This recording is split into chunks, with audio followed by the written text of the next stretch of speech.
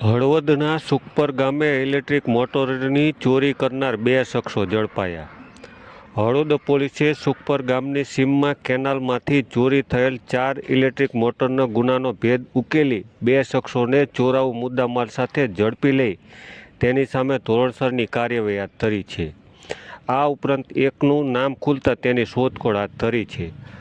Police મથકેથી મળતી માહિતી મુજબ હળવદના સુખપર ગામની સીમમાં નર્મદા કેનાલમાં રાખેલ ઇલેક્ટ્રિક મોટર નંગ 4 જેની કિંમત 60,000નો મુદ્દામાલ ચોરી થયેલ હોવાની ફરિયાદ રમેશભાઈ સોંડાભાઈ પરમાર રહે ગામ શક્તિનગર વાળાએ ફરિયાદ નોંધાવી હતી. પોલીસે બાતમીના આધારે કવાડિયા ચેકપોસ્ટ ખાતેથી મનોજ દિનેશભાઈ ધાંગધ્રિયા રહે જડેશ્વર મંદિરની પાસે ઝૂંપડામાં તથા જગદીશ ભૂપતભાઈ ઓગણિયા ધાંગધ્રા સંસ્કાર ધામ ગુરુકુળની પાછળથી છકડો રિક્ષામાં ઇલેક્ટ્રિક મોટર નંગ 4 સાથે પકડી પાડે છે.